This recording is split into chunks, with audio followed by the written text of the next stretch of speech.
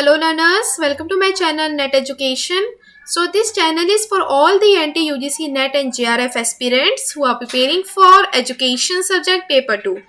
तो अगर आप मेरे चैनल पे न्यू हैं तो सब्सक्राइब कर लीजिएगा और बेल आइकन को दबाना मत भूलिएगा for further notifications and updates. तो आज की जो हमारी वीडियो है वो टोलमेंस की थ्योरी ऑफ लर्निंग के साथ डील करेगी। टोलमेन का जो मेज का एक्सपेरिमेंट था विद रैट्स, हम उसको भी डिटेल में डिस्क्राइब करेंगे। इसके साथ साथ वीडियो को आप एंड तक ज़रूर देखना क्योंकि उससे रिलेटेड हम कई सारे क्वेश्चंस हैं उसको भी डिस्कस करेंगे और सॉल्व करेंगे। तो आइए स्टार्ट करते हैं। So what is Tolman theory of learning? जो टोलमेन थे इनका जो फुल नेम था वो था एडवर्ड चार्ल्स टोलमेन और ये हमारे एक अमेरिकन साइकोलॉजिस्ट थे। कौन थे ये हमारे अमेरिकन साइकोलॉजिस्ट थे और इनकी जो थ्योरी थी ये इनके नाम से ही काफ़ी पॉपुलर हुई थी, जिसको हम टोलमेन की थ्योरी ऑफ लर्निंग कहते थे। ठीक है, टोलमेन ने डेवलप की थी कॉग्निटिव व्यू ऑफ लर्निंग, यानी कि इनकी जो थ्योरी थी इन्होंने डेवलप की थी cognitive view of learning that has become popular in modern psychology. यानी कि टोलमेन ने एक cognitive view of learning theory थी जो कि इन्होंने डेवलप की थी और वो बहुत ही पॉपुलर हुई थी बाय इन मॉडर्न साइकोलॉजी में। तो इन्होंने जो टर्म दिया था आपको, जैसे कि टोलमेन से पहले हमने कई सारे बिहेवियरिस्ट को डिटेल में डिस्कस किया हुआ था। कई सारे थे जैसे कि गेस्टाल्ट हमारे बिहेवियरिस्ट थे। इसके साथ साथ हमने कर्ट लेविन की फील्ड लर्निंग थ्योरी पढ़ी थी और इसके साथ साथ हमने थॉर्नडाइक की थ्योरी पढ़ी थी, ऑपरेंट कंडीशनिंग, जो हमने डिटेल में डिस्कस की थी। तो अगर आप इसमें नोटिस करेंगे तो उसमें सारी के सारी थ्योरीज में हमने क्या पढ़ा था, हमने एस और आर पढ़ा था, है ना, कि किसी एक चीज़ का स्टिमुलस होता है जिसका एक रिस्पॉन्स को हम ऑब्जर्व करते हैं। अगर आपने कोई स्टिमुलस दिया तो उसका आपको रिस्पॉन्स मिल रहा है, जिसके वजह से आप ये जानते हो कि किसी एक का किसी दूसरे पे क्या इफेक्ट पड़ रहा है, स्टिमुलस एंड रिस्पॉन्स। लेकिन टोलमेन ने इस पूरे के पूरे कॉन्सेप्ट को नकारा, ये उनको क्रिटिसाइज किया और कहा कि जो लर्निंग होती है वो कभी भी हमारी स्टिमुलस और रिस्पॉन्स में नहीं होती, बल्कि स्टिमुलस में लर्निंग होती है, स्टिमुलस और स्टिमुलस में लर्निंग होती है। और क्योंकि हम काफ़ी सारे जो बिहेवियरिस्ट थे वो बताते थे कि किसी बिहेवियर को ऑब्जर्व करके, इमिटेट करके इंसान सीख रहा है, लर्न कर रहा है, लेकिन सिर्फ बिहेवियर नहीं, जबकि हमारी कॉग्निशन भी उतनी इम्पॉर्टेंट होती है। हमारी जो कॉग्निशन है यानी कि हमारा माइंड प्रोसेसिंग है, ये भी बहुत ही इम्पॉर्टेंट है।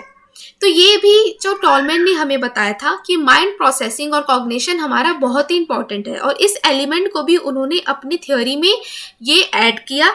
इसलिए इनकी थ्योरी हमें एक किसके नेम से जानी गई, इनकी थ्योरी हमें एक कॉग्निटिव बिहेवियर थ्योरी के नाम से भी जानी गई। कॉग्निटिव बिहेवियर,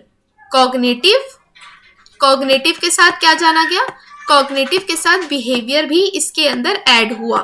ठीक है, ये बहुत इंपॉर्टेंट है जानने वाली कि जब भी हम टोलमेन की थ्योरी पढ़ेंगे तो हम उसको कॉग्निटिव बिहेवियरिस्ट थ्योरी से कंसीडर करेंगे और कॉग्निटिव एलिमेंट इसके अंदर इंक्लूड करेंगे, क्योंकि इन्होंने माइंड प्रोसेसिंग की भी बात की है।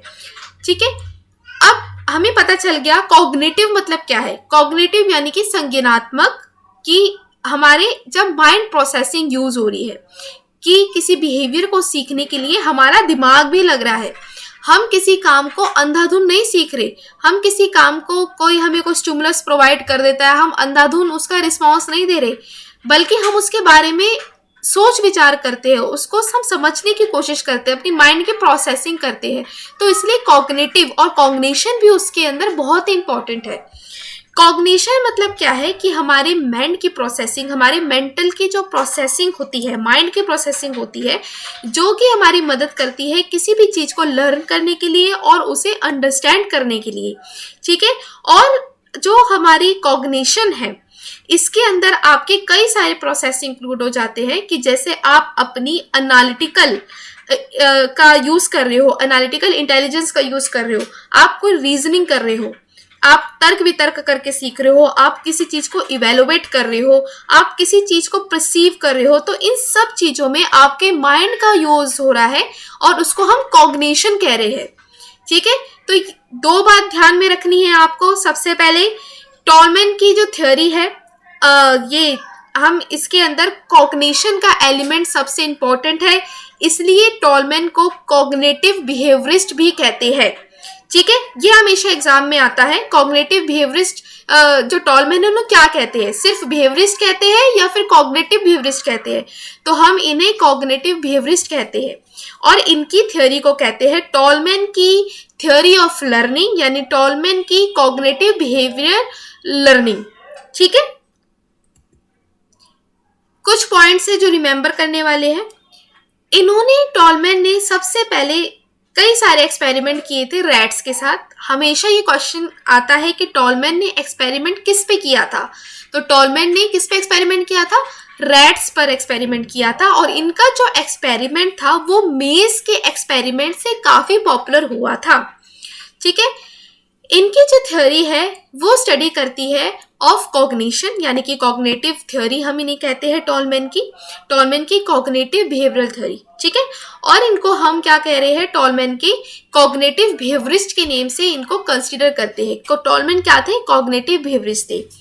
इसके साथ साथ टॉलमैन की थ्योरी ऑफ लर्निंग थी वो कई सारे नामों से जानी जाती थी, जैसे कि साइन लर्निंग थ्योरी, ठीक है, sign significance theory, expectancy theory, purposive behaviourism और सिंपल साइन थ्योरी। तो ये कई सारे नाम आते हैं टॉलमैन की थ्योरी से, तो कंफ्यूज आपको नहीं होना है। हमेशा याद रखना टॉलमैन की थ्योरी के कई सारे नाम है, जैसे कि साइन लर्निंग थ्योरी है, पर्पसिव बिहेवियर थ्योरी है, एक्सपेक्टेंसी थ्योरी है। तो ये काफी सारे नाम आपको देखने को मिलेंगे, सबका मतलब एक ही है। ठीक है, अब आता है साइन लर्निंग मतलब क्या है? साइन लर्निंग क्या होता है? टॉलमैन की थ्योरी ऑफ साइन लर्निंग है, ये हमें बताती है कि जो किसी भी काम को करने का एक हमारा पर्पस होता है। ठीक है, Tolman theory of sign learning, an organism learns by pursuing signs to goal, that is learning is required through meaningful behaviour. मतलब किसी भी चीज को करने का एक मतलब होता है, किसी भी चीज को करने का एक गोल होता है, जो लर्निंग हमें किसी गोल की तरफ लेकर जाती है। ठीक है, अब हमारा क्या है? हमारा गोल क्या है? हमारा गोल है JRF लेना। ठीक है, ये हमारा गोल है, गोल हमारा है JRF। अब जो हमारी लर्निंग हो रही है वो हमें किसकी तरफ लेके जा रही है? अपने गोल की तरफ लेके जा रही है। और हमारा गोल क्या है? ये पर्पसिव है नेचर में। ठीक है, गोल हमारा क्या है? ये पर्पसिव है नेचर में। ठीक है, ये आपको बता रहा है। इसके साथ साथ जैसे कि मैंने आपको प्रीवियसली डिस्क्राइब किया था कि इनकी थ्योरी थी, ये किसके अगेंस्ट थी? मतलब अगेंस्ट नहीं कहा जा सकता है कि उन्हें क्रिटिसाइज की थी SR को, स्टिमुलस का रिस्पॉन्स होना। तो ये इन्होंने इसको क्रिटिसाइज किया था और कहा था लर्निंग सिर्फ आपकी SR से नहीं पॉसिबल, लर्निंग आपकी SS से भी हो सकती है। SS यानी कि स्टिमुलस से भी हो सकती है, दोनों तरीके से आपकी लर्निंग हो सकती है।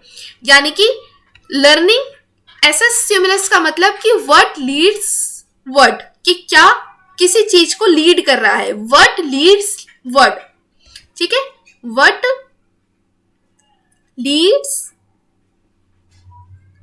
Leeds word. तो स्टिमुलस थ्योरी का मतलब है कि एक चीज दूसरे को कहाँ लेकर जाता है। ठीक है, एक चीज दूसरे को कहाँ लेकर जाता है, यानी कि एक स्टिमुलस दूसरे स्टिमुलस को किस डायरेक्शन की तरफ लेकर जाता है, तो ये हमारी स्टिमुलस लर्निंग हो गई। ठीक है, ये सबसे इंपॉर्टेंट था और इन्होंने इस तरह की लर्निंग को मीनिंगफुल लर्निंग कहा था। ठीक है, मीनिंग ऑफ लर्निंग इन्होंने कहा था। ठीक है, तो आई होप ये आपको समझ आया होगा कि स्टिमुलस के बारे में बात की थी टॉलमैन ने और क्रिटिसाइज किया था किसको? स्टिमुलस और रिस्पॉन्स को। इन्होंने कहा था कि लर्निंग होती है किसी एक स्टिमुलस अगर दूसरे स्टिमुलस को कहीं लेकर जाए, लीड करे। ठीक है, तो ये हमारा क्या हो गया? ये हमारा हो गया मीनिंगफुल लर्निंग। फॉर एग्जाम्पल, हम सबका गोल क्या है? JRF अटेन करना, JRF लेना, रिसर्च स्कॉलर बनना, एक अच्छी जॉब को पाना। ठीक है, तो ये हमारा क्या है? गोल है। अब उस उस गोल को कैसे, मेरी जो मोटिवेशन है, मेरी जो मोटिवेशन मुझे उस गोल की तरफ लेकर जा रही है, तो ये क्या है, स्टिमुलस का जो प्रभाव पड़ रहा है उसके ऊपर, कि मुझे कौन सी ऐसा स्टिमुलस है जो मुझे दूसरे स्टिमुलस को अटेन करने की तरफ लेकर जा रहा है। ठीक है, तो ये हमारा स्टिमुलस थ्योरी इसके अंदर आ जाती है। ये ध्यान रखने वाली बात है। ठीक है, अब हम फर्दर देखते हैं। टोलमैन की कुछ इंपॉर्टेंट कॉन्सेप्ट्स थे। टोलमैन ने लेटेंट लर्निंग के बारे में कहा था।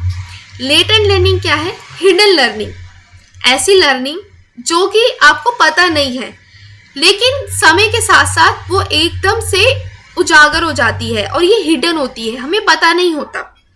एग्जाम्पल कि अगर आप किसी को, यानी कि अगर आप अपनी मम्मा को घर की सफाई करते हुए देखते हैं, ठीक है, घर की सफाई करते वक्त आप उन्हें डेली देख रहे हैं, तो आप क्या करते हो, अगर मान लो आपकी मम्मा मतलब घर में नहीं है, तो आप क्या करते हो, आप घर में गंदगी होती है तो आप उसे सफाई कर देते हो।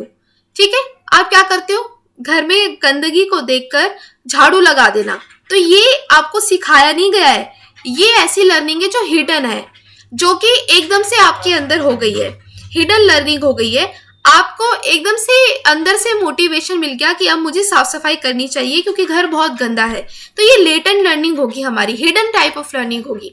लेटेंट लर्निंग इस तरह की लर्निंग है जो कि अपैरेंट नहीं है लर्नर्स के बिहेवियर में at the time of learning.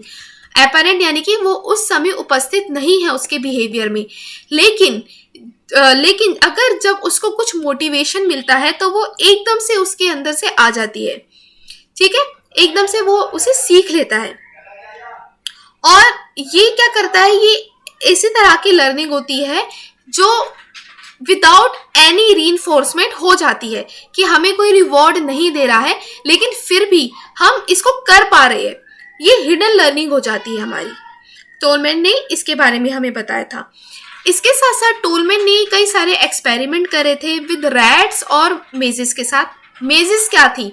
Mazes यानी कि एक तरह की भूल भुलैया उन्होंने बताई थी, और इन्होंने एक्सपेरिमेंट किया था रैट्स के साथ। तो ये देखना चाहते थे कि जो चूहा है, यानी कि कोई रैट है, वो कैसे अपने फूड की तरफ पहुंचेगा इस मेज को क्रॉस करते वक्त, इस डिफिकल्टी को क्रॉस करते वक्त, और जो लर्निंग हो रही है रैट्स की, जो वो फूड को पा रहा है, तो उसके अंदर क्या इफेक्ट पड़ रहा है, कि स्टिमुलस क्या उसको ऐसा मिल रहा है कि जिस वजह से वो क्या है, वो अपने फूड को अटेन कर पा रहा है। ठीक है, अब हम इसको एक एक्सपेरिमेंट से समझते हैं। ये देखो, ये टोलमैन का रैट और मेज एक्सपेरिमेंट था। टोलमैन ने इसको एक तरह की भूल भुलैया थी, वो इसके अंदर लेकर आए थे। ठीक है, इनके जो एक्सपेरिमेंट में इन्होंने इन्वेस्टिगेट किया था लेटेंट लर्निंग को।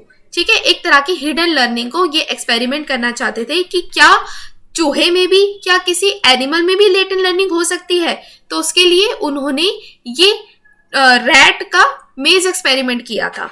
ठीक है, और ये स्टडी हमें शो करती थी कि जो रैट है वो एक्टिवली प्रोसेस करता है इंफॉर्मेशन को, rather than operating a stimulus response relationship. यानी कि अगर हम चूहे को एक तरह का स्टिमुलस दे रहे हैं, तो चूहा भी क्या कर रहा है, हमें एक तरह का स्टिमुलस उसे मिल रहा है जो उसके लर्निंग के लिए हेल्पफुल है।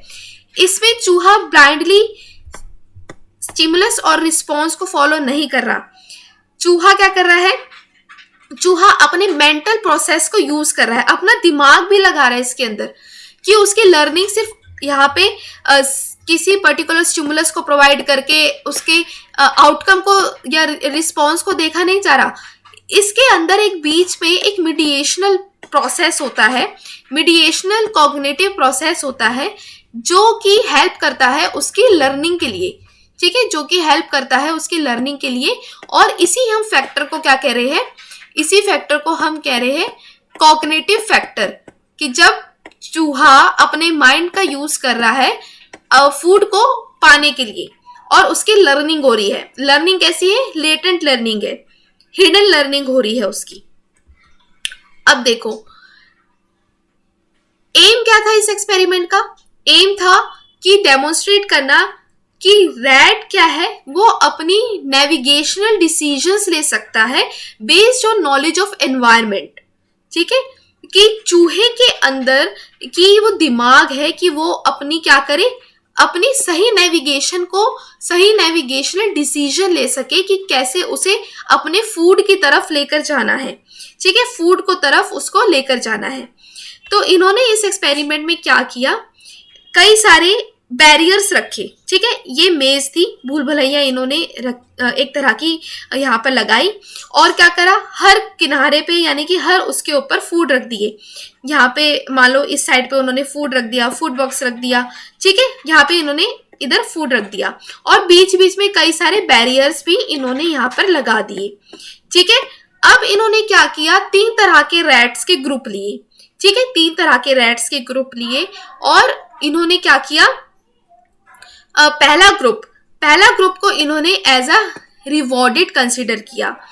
ठीक है, दूसरे ग्रुप को इन्होंने डिलेड रिवॉर्ड रखा, और तीसरे ग्रुप को यानी कि कोई रिवॉर्ड नहीं दिया। जो ग्रुप पहला था वो एक ऐसा ग्रुप था जिसको हर एक अटेम्प्ट में उसे रीइंफोर्समेंट मिलता था, यानी कि डे 1 से लेके डे 17 तक हमेशा ही जब चूहा फूड के पास पहुंचता था तो उसको एक तरह का रीइंफोर्समेंट मिलता था। ठीक है, एक तरह का रिवॉर्ड मिलता था, यानी कि उसे फूड मिलता था।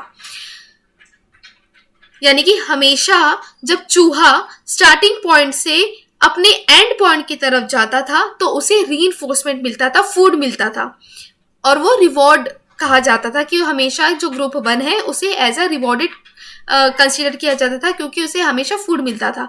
दूसरी तरफ है ग्रुप 2 हमारा एक ऐसा था जिसको क्या है, डिलेड रिवॉर्ड मिलता था, यानी कि 1 से लेके 10 दिन तक हमेशा पहले उसे रिवॉर्ड मिला। ठीक है, और क्या करा, 1 से लेके 10 तक उन्हें क्या किया, जो रिवॉर्ड था जैसे ही वो अंत तक आता था उससे रिवॉर्ड नहीं मिलता था, लेकिन जब 11 से 17वें तक यानी कि 11 दिन से 17वें दिन तक जो एक्सपेरिमेंट हुआ तो उसे अंत में जाके रीइंफोर्समेंट मिला। यानी कि ग्रुप 2 में आपको जो रिवॉर्ड मिल रहा था वो मिल तो रहा था लेकिन वो काफी देर बाद मिल रहा था। 1 से 10 दिन तक जो एक्सपेरिमेंट मिला तो उसमें उनको एंड तक क्या मिला, कुछ नहीं मिला। लेकिन जब 11 से 17 दिन तक अगर उनके साथ एक्सपेरिमेंट हुआ चूहे के साथ तो तब जाके उन्हें रीइंफोर्समेंट मिला। लेकिन ग्रुप 3 हमारा एक ऐसा ग्रुप था जिसको कभी भी कोई रिवॉर्ड नहीं मिला। ठीक है, तो ये देखना चाहते थे कि क्या जो मैं इस चूहे को रिवॉर्ड दे रहा हूँ तो उस तरीके से कि उसको मोटिवेशन मिल रहा है किसी चीज को लर्न करने के लिए, और क्या जो रैट है वो अपनी डायरेक्शन को कैसे चूज करेगा, कैसे वो अपना दिमाग का यूज करेगा कि वो अपनी स्टार्टिंग पॉइंट से एंड पॉइंट की तरफ जा सके, और कैसे वो इन बैरियर्स को क्रॉस कर करके अपना रास्ता खुद बना ले। तो यही इस प्रोसीजर का पूरा एम था, क्योंकि वो देखना चाहते थे कि चूहा कैसे अपने लक्ष्य की तरफ पहुंच पाता है। ठीक है, तो ये देखो, ये जो पिक्चर है स्टार्टिंग पॉइंट से लेके एंड पॉइंट तक, यानी कि गोल बॉक्स क्या था हमारा, गोल बॉक्स था इनका फूड। अब इन्होंने बीच में कई तरह के ब्लॉकर्स रख दिए और ये देखना चाहते थे कि क्या चूहे के अंदर इतना माइंड है कि वो इन ब्लॉकर्स को इन ब्लॉकर्स को सामना कर पाए और अपना रास्ता खुद बना के अपने फूड की तरफ लेकर चले जाए। ठीक है, तो वो देखना चाहते थे। तो इनको इसी एक्सपेरिमेंट को इन्होंने मेज का एक्सपेरिमेंट कहा। ठीक है, मेज का इनका एक्सपेरिमेंट किया और हमें रिजल्ट क्या मिले, रिजल्ट हमें मिले कि जो डिलेड रिवॉर्ड ग्रुप था, यानी कि जिसको बहुत लास्ट में जाके जो कि हमें वो मिल रहा था, रिवॉर्ड मिल रहा था, तो वो क्या कर रहे थे, वो अपना रास्ता बनाना सीख गए थे, वो रास्ता बनाना सीख गए थे अपना। और दूसरी तरफ था कि जिनको पूरी तरह से रिवॉर्ड मिलता जा रहा था तो वो उनको मास्टरी हो गई, चूहों को मास्टरी होगी किसी वो पर्टिकुलर बिहेवियर को लर्न करने के लिए।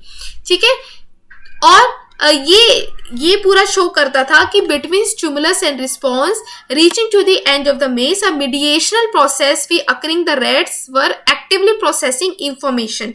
यानी कि सिर्फ चूहा यहाँ पे स्टिमुलस और रिस्पॉन्स का खेल नहीं है, लेकिन बीच में क्या है, इसके अंदर एक तरह का मीडिएशनल प्रोसेस भी है। मीडिएशनल प्रोसेस है कि जो कि हेल्प कर रहा है चूहे को अपने गोल की तरफ लेकर जाने में। ठीक है, यहाँ पे चूहा अपने ब्रेन का यूज कर रहा है। तो ये देखना, ये जो पूरा का पूरा रिजल्ट था वो ये हमें देखने को आया। अब जैसे कि मैंने आपको बताया था कि यहाँ पर क्रिटिकल इवैल्यूएशन हुई थी।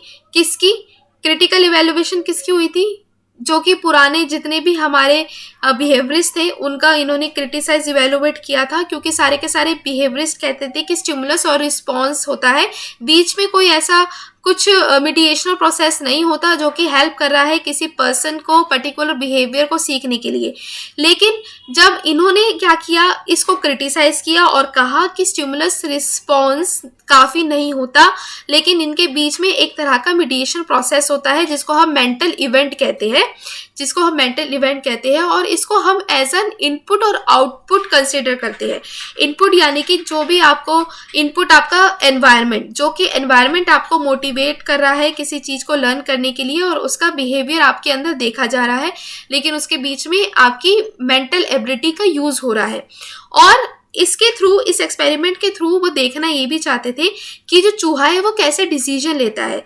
चूहा कैसे डिसीजन लेता है कि मान लो अगर इतने सारे बैरियर्स, इतने सारे ब्लॉकर्स उसके रास्ते में रख दे तो चूहा है वो कैसे, किस तरफ जाएगा, कि क्या वो अपने दिमाग का यूज करेगा कि वो लेफ्ट में जाए या राइट में जाए। तो वो कैसे अपनी लेटेंट लर्निंग का यूज कर रहा है, कैसे अपनी हिडन लर्निंग का यूज कर रहा है अपने गोल को अचीव करने के लिए। ये उस चूहे को सिखाया नहीं जा रहा था, चूहे में ये एक्सपेरिमेंट किया जा रहा था कि वो कैसे अपने फूड की तरफ लेकर जाए, कैसे उसकी जो लेटेंट लर्निंग है, जो हिडन लर्निंग है वो डेवलप हो सके। ठीक है, कैसे वो अपनी लेटेंट लर्निंग का यूज कर रहा है अपने किसी पर्टिकुलर गोल को अचीव करने के लिए। तो ये पूरा का पूरा एक्सपेरिमेंट था किसका, टोलमैन का। ठीक है, रैट के साथ किया था इन्होंने। अब इसके साथ साथ टोलमैन की जो थ्योरी थी वो कई सारे बिहेवियरिस्ट थे, कॉग्निटिव बिहेवियरिस्ट थे, उनसे काफ़ी इन्फ्लुएंस थी और उन्होंने 6 फॉर्म्स ऑफ लर्निंग हमें दी थी। और जो इनकी साइन लर्निंग थी उसके आगे जाके 6 तरह के साइन लर्निंग थ्योरी एलिमेंट्स इन्होंने दिए थे। ठीक है, और ये कई सारे बिहेवियरिस्ट थे, कॉग्निटिव बिहेवियरिस्ट से काफ़ी ये इन्फ्लुएंस्ड हुए। ठीक है, काफ़ी ये इन्फ्लुएंस्ड हुए और इन्होंने उनकी जो थ्योरी को बताया। अब टोलमैन जो सबसे पहले इन्फ्लुएंस्ड हुए थे वो सिगमंड फ्रॉयड से हुए थे और इन्होंने किस तरह की लर्निंग दी, इन्होंने कैथेसिक्स लर्निंग दी। मतलब कि इसमें क्या था कि कोई भी अगर हम पर्टिकुलर बिहेवियर को सीख रहे हैं तो उसके पीछे हमारी क्या है, ड्राइव है, हमारी एक नीड है, हमारी नीड छुपी हुई है कि जो कि हमें उस लर्निंग बिहेवियर को सीखने के लिए मोटिवेट कर रहा है। ठीक है, अगर मान लो आपको भूख लगी, ठीक है, आपकी भूख है तो आप क्या कर रहे हो, आप किसी चीज को खाने की इच्छा हुई। ठीक है, यानी कि अगर आपको किसी खाने की इच्छा हुई तब जाके आपको फूड मिला। तो इस तरह से आप देख सकते हो कि जो एक इंसान अगर मान लो वीगन है तो वो अपनी भूख कैसे मिटाएगा, वो नॉन एनिमल प्रोडक्ट से निपटाएगा। और अगर किसी इंसान को भूख है, नॉन वेजिटेरियन है वो, तो वो अपनी भूख नॉन वेजिटेरियन उससे निपटाएगा। तो यानी कि जब तक किसी भी चीज को अटेन करने की ड्राइव नहीं होती तब तक हमारी लर्निंग नहीं होती।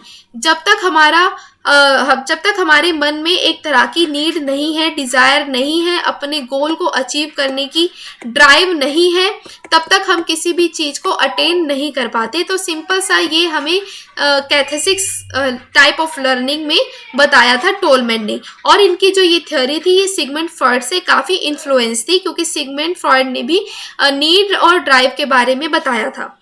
ठीक है, इसके साथ साथ नेक्स्ट हमारा आता है equivalence belief. What is equivalence belief? Equivalence belief यानी कि feeling that a sub goal has the same value as the main goal. यानी कि आपका जो प्राइमरी गोल है उसका क्या है, वो आपका जो सब गोल है, सब गोल यानी कि जो सेकेंडरी गोल है वो आपका एक्ट करता है एज अ मेन गोल। वो कैसा एक्ट करता है? As a main goal.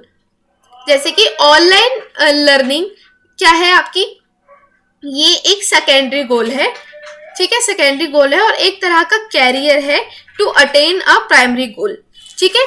जैसे कि आप सब में से लर्न कर रहे हो, आप सब वीडियोस देख रहे हो, तो ये वीडियोस देखना आपका सब गोल हो गया, ठीक है, वीडियोस देखना आपका सब गोल हो गया। और जो आपका प्राइमरी गोल क्या है? जेआरएफ लेना। दोनों ही आपके गोल है, लेकिन ये दोनों की दोनों गोल कैसे आपको हेल्प कर रहे हैं आपके पर्टिकुलर गोल को अचीव करने के लिए? आपका जो सब गोल है ना, वो भी सेम तरह का गोल है प्राइमरी गोल को अचीव करने के लिए।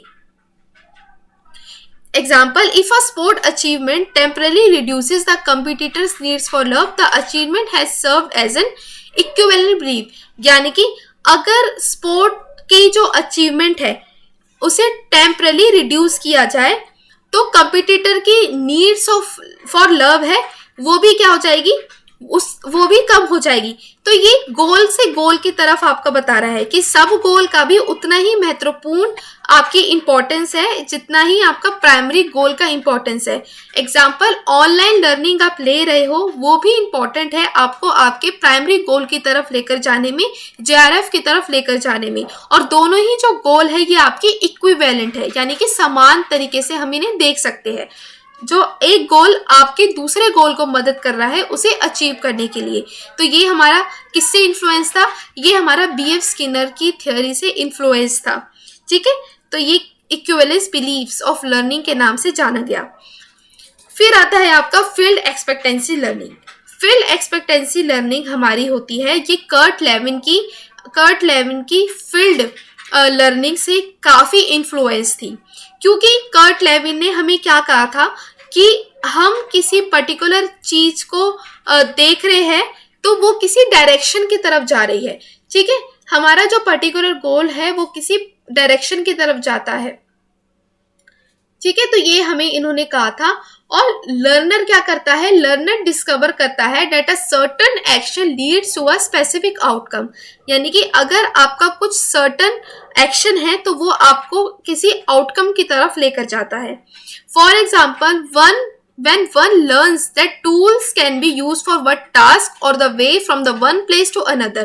अब जैसे कि हमारी फील्ड एक्सपेक्टेंसी थ्योरी थी, जो कर्ट लेविन की हमारी फील्ड लर्निंग थ्योरी थी, तो उसके अंदर उन्होंने क्या बताया था कि कैसे हमारी एक तरह का जो एक्शन है वो हमें दूसरे तरफ के आउटकम की तरफ लेकर जा रहा है।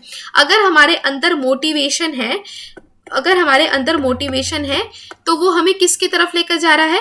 वो हमारी हेल्प कर रहा है अपने गोल जेआरएफ को अटेन करने के लिए, जेआरएफ को पाने के लिए, ठीक है। तो ये हमें बता रहा है जो फील्ड एक्सपेक्टेंसी थ्योरी की किसी पर्टिकुलर एक्शन का हमें हेल्प करता है किसी पर्टिकुलर आउटकम को पाने के लिए, उसकी तरफ लीड करने के लिए, ठीक है। तो ये हमारा क्या है? फील्ड एक्सपेक्टेंसी थ्योरी इसके अंदर आ गई। फिर आता है आपका field cognition theory. Field cognition theory है वो किससे इन्फ्लुएंस्ड है? आपके गेस्टार्ड से इन्फ्लुएंस है फील्ड कॉग्निशन थ्योरी। इन्होंने हमें माइंड मैपिंग के बारे में बताया, ठीक है। इन्होंने हमें माइंड मैपिंग के बारे में बताया, माइंड मैपिंग के बारे में इन्होंने हमें बताया। और इन्होंने कहा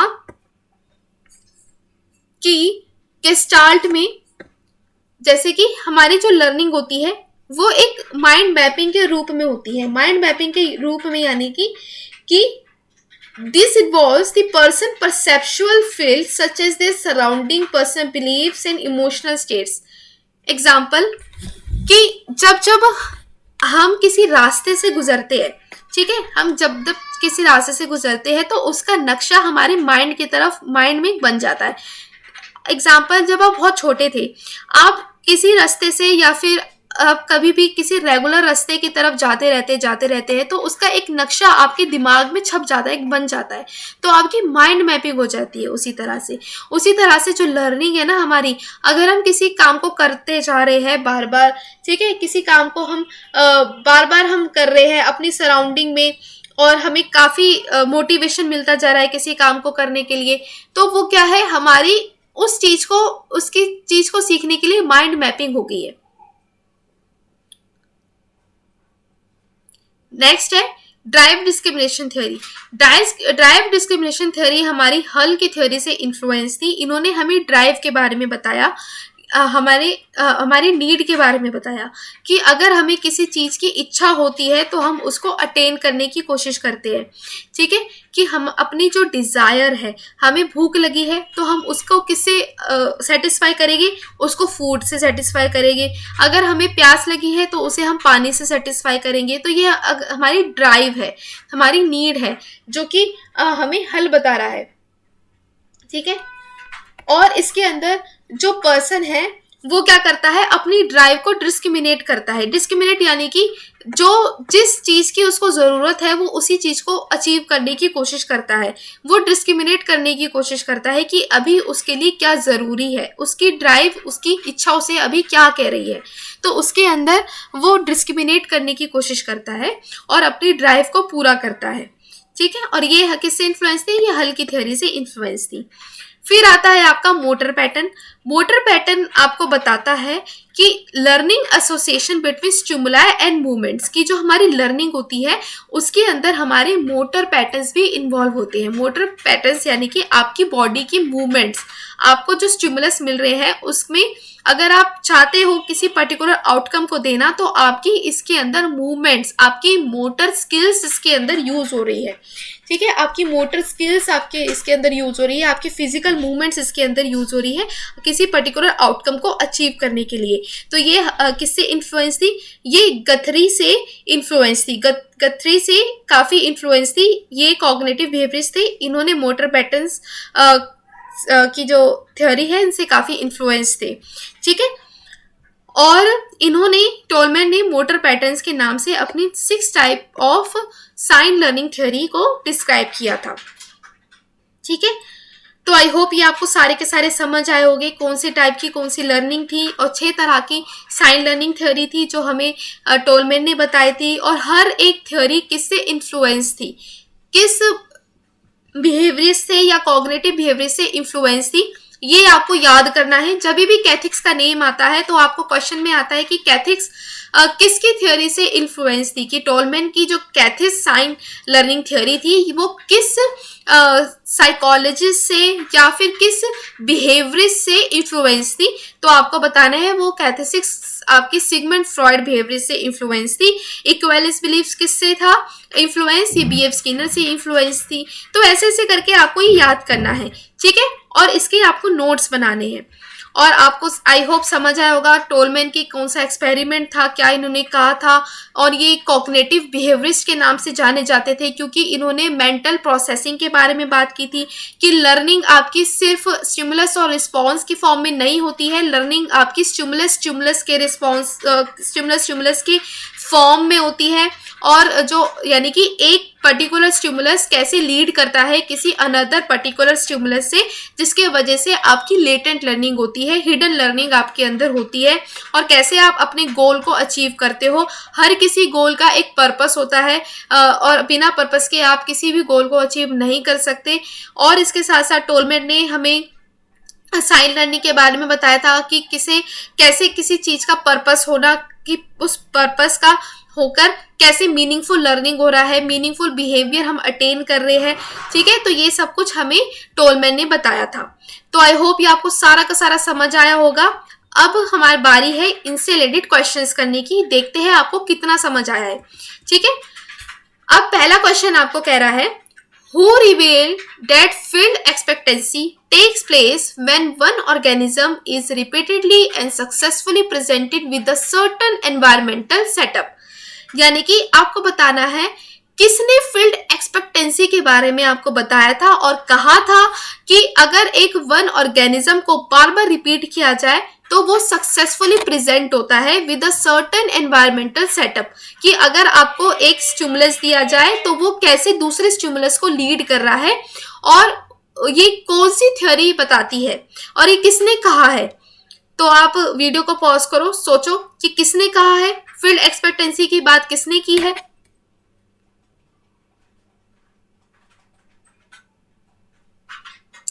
वेरी गुड, सही कहा आपने। ये हमें किसने कहा है? टोलमैन ने कहा है। टोलमैन ने हमें फील्ड एक्सपेक्टेंसी की बात की है कि अगर हम किसी एक स्टिमुलस पे, यानी कि कौन सी एक चीज दूसरी चीज को स्टिमुलस प्रोवाइड कर रही है कि व्हाट लीड्स अदर, कि कोई एक स्टिमुलस दूसरे को कैसे लीड कर रहा है किसी पर्टिकुलर बिहेवियर को अटेन करने की, और वो सक्सेसफुली रिपीट होता जा रहा है। ठीक है, व्हाट लीड्स व्हाट, क्या एक चीज दूसरे चीज को लीड कर रही है। मान लो आपकी जो मोटिवेशन है, मोटिवेशन आपकी जो गोल है जेआरएफ को लीड कर रही है। अगर मोटिवेशन नहीं है तो आप अपने गोल जेआरएफ को अचीव नहीं कर सकते। ठीक है, जेआरएफ को आपको हेल्प कर रही है। तो ये है व्हाट लीड्स व्हाट, और ये फील्ड एक्सपेक्टेंसी की बात किसने की थी? टोलमैन ने की थी। नेक्स्ट क्वेश्चन देखो, this sign gestalt expectation represent a combination of, कि आपकी जो साइन की गेस्टाल्ट एक्सपेक्टेशन था वो किसको रिप्रेजेंट करता था? इंटेलिजेंस और लर्निंग को, परसेप्शन और मोटिवेशन को, इंटेलिजेंस और परसेप्शन को, या फिर इनमें से कोई नहीं?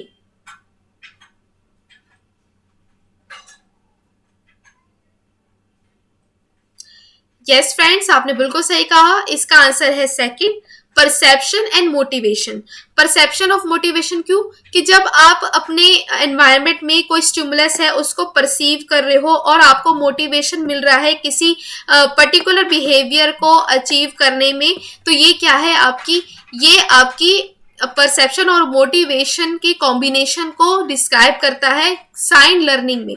साइन लर्निंग का क्या मतलब था? टोलमैन की साइन लर्निंग का मतलब क्या था? कि किसी चीज का पर्पस होना जो कि आपका हेल्प कर रहा है आपके पर्पस को, आपके गोल को अचीव करने के लिए। आपकी परसेप्शन और आपकी मोटिवेशन दोनों ही हेल्प कर रही है आपको अपने गोल जेआरएफ को अचीव करने के लिए। तो ये साइन लर्निंग थ्योरी हमारी इसके अंदर होगी, साइन गेस्टाल्ट एक्सपेक्टेशन, जो रिप्रेजेंट करता था combination of perception and motivation. Next है, अकॉर्डिंग टू टोलमैन डोसाइल और टीचेबल बिहेवियर इज, कि डोसाइल और टीचेबल बिहेवियर क्या था टोलमैन के अकॉर्डिंग? डोसाइल यानी कि विनम्र बिहेवियर कौन सा था जो कि हेल्प कर रहा था किसी बिहेवियर को सीखने के लिए?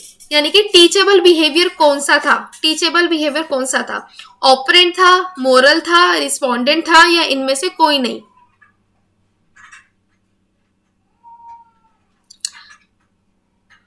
वेरी गुड लर्नर्स, आपने सही कहा। इसका जो आंसर था वो मोरल था, क्योंकि इसके अंदर आपकी जो मोरल स्किल्स, मोटर स्किल्स है, वो आपको हेल्प कर रही थी किसी पर्टिकुलर बिहेवियर को टीच करने के लिए, लर्न करने के लिए। ठीक है, नेक्स्ट क्वेश्चन देखते हैं। Who propounded the expectancy theory of learning? Expectancy theory of learning हमें किसने दी थी? टोलमैन ने, या फिर पेवलो ने, या फिर गथरी ने, या फिर हल ने? किसने दी थी हमें expectancy theory of learning? Very good learners, Tolman ने हमें एक्सपेक्टेंसी थ्योरी ऑफ लर्निंग दी थी। तो आई होप ये आपको सारे के सारे क्वेश्चन समझ आए होंगे, पूरी की पूरी थ्योरी समझ आई होगी। अगर इस थ्योरी से रिलेटेड कोई भी आपको क्वेश्चंस है, कोई भी डाउट्स है, तो आप मेरे से कमेंट सेक्शन में पूछ सकते हो। इसके साथ साथ आप मेरे टेलीग्राम ग्रुप के लिंक पर भी ज्वाइन कर सकते हो, जिसका मैंने लिंक है वो सब्सक्रिप्शन बॉक्स में दे दिया है, और आप उससे रिलेटेड सारे के सारे पीडीएफ से वहां से एक्सेस कर सकते हो। ठीक है, तो फ्रेंड्स आज के लिए सिर्फ इतना ही। कैसा लगा मेरा वीडियो, फीडबैक जरूर देना। तब तक के लिए stay blessed and enjoy learning. Thank you.